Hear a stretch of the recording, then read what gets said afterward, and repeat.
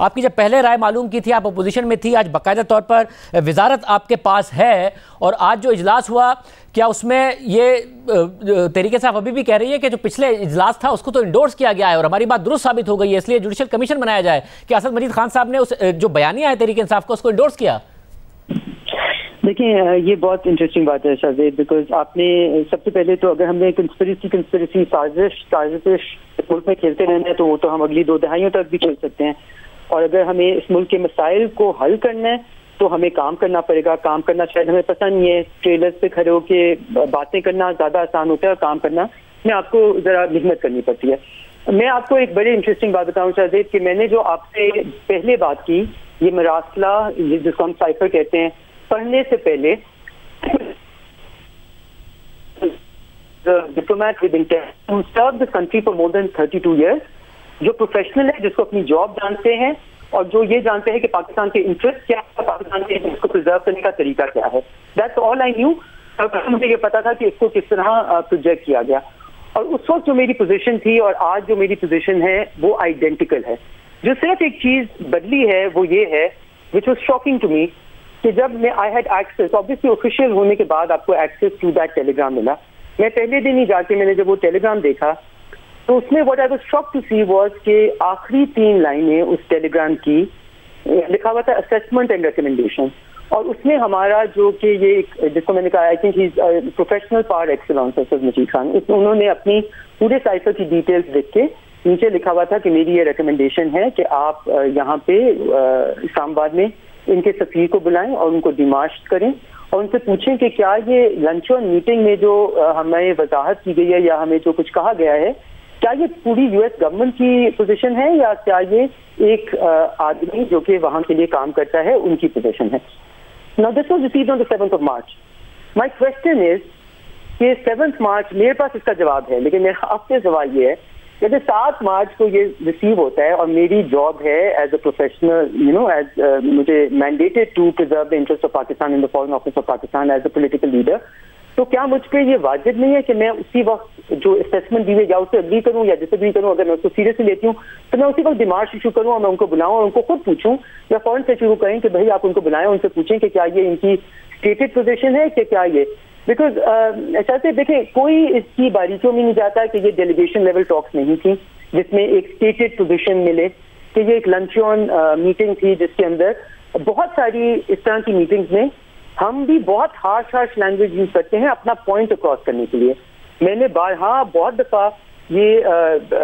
Both in office and out of office ये कहा हुआ है कि जब तक मोदी साहब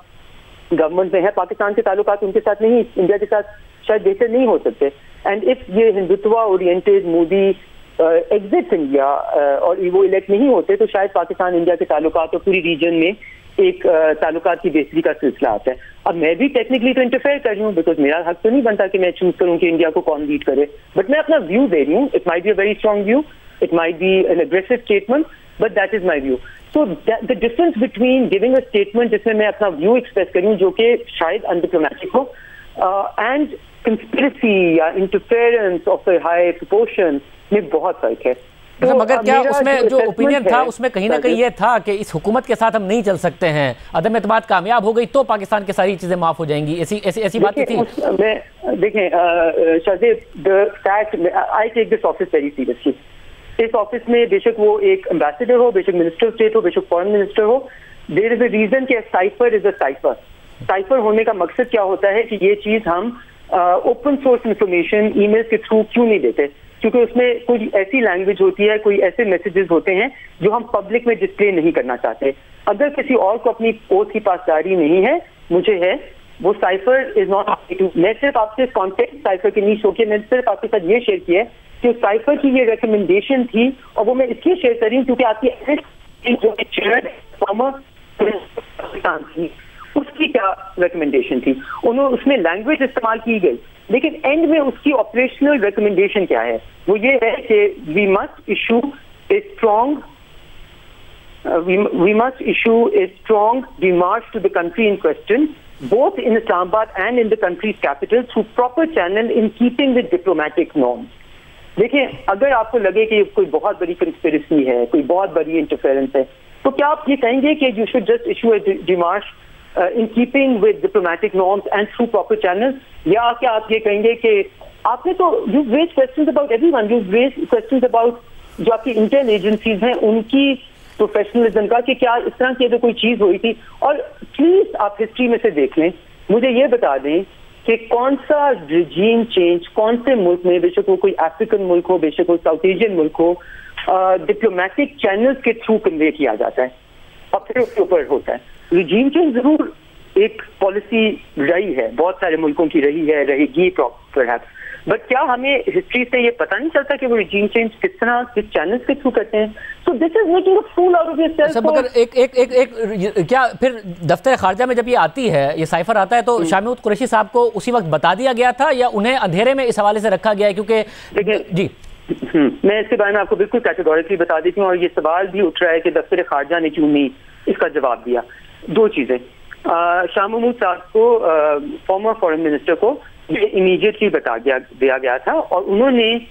आई don't want to say it because I don't want to politicise it, but उनकी इंस्ट्रक्शन के मुताबिक डिमार्च इमीडिएटली इशू नहीं हुई, which I find a bit questionable. Now the important thing is, मैं इसकी वजाहत करना चाहती हूँ बिकॉज अब एक और स्पिन दिया जा रहा है कि असद मजीद खान साहब शायद कोई और बात कर रहे थे, और वो दैट असद मजीद खान साहब ने कॉन्टेक्स्ट और content of the demand of the cipher explain किया नेशनल सिक्योरिटी काउंसिल को पूरी वजाहत के साथ, पूरे तरीके से। बट इंटरेस्टिंग बात है, हम आज भी उनको अगर कचहरे में खड़ा करना चाहते हैं तो उन्होंने तो अपनी साइफर में ही अपनी असेसमेंट और रिकमेंडेशन दे दी थी कि क्या करना चाहिए, और उनकी रिकमेंडेशन ये थी कि डिमार्च करना चाहिए। तो एक बहुत ही प्रोफेशनल तरीके से एक बंदे ने अपने जो क्वाइद और जवाबित के मुताबिक अपना काम किया, दूसरी तरफ किसी ने इसको अनप्रोफेशनली पॉलिटिसाइज किया। ये आम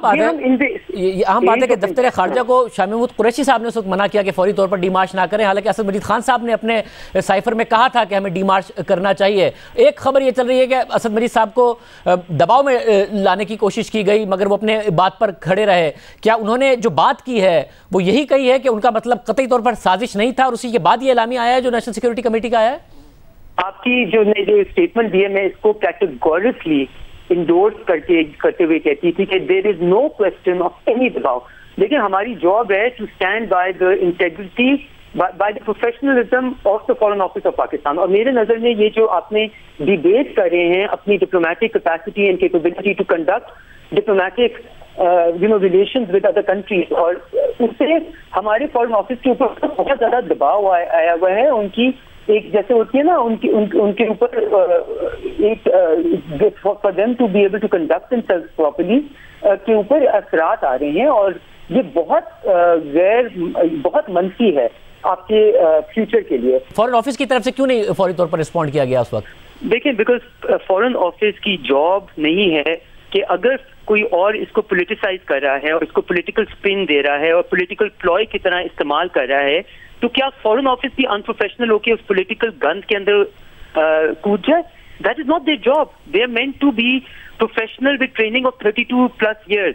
उनको वो किस तरह,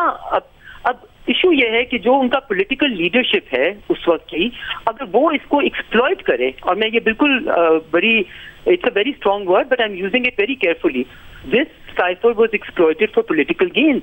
और in this age of disinformation, जब आप किसी चीज को रिपीट कर एक नई स्टोरियां बना के, एक मनगढ़ंत स्टोरियां बना के फिर उसको लाइव का देखे, अभी भी आप देखें एनएससी की statement could not be more clear, it could not be more precise, concise and categorical. However, आप क्या स्पिन दिया जा रहा है कि जी उनके ऊपर दबाव किया गया। अब फॉर इंस्टेंस मेरे लिए as someone who is managing the foreign office right now, the question is do we issue a clarification? तो मैं अपने जरिए आपको ये क्लैरिफिकेशन दे रही हूँ, बिकॉज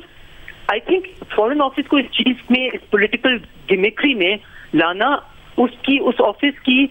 इंटेग्रिटी को, उस ऑफिस की क्रेडिबिलिटी को दाव पे लाना है, क्योंकि हर कोई इसके ऊपर पॉलिटिक्स खेलेगा कल को। तो क्या वो पूरा दिन अपना वजाहतें देने में करते रहेंगे या पूरा दिन अपना काम करेंगे जो उनका मैंडेटेड रोल है?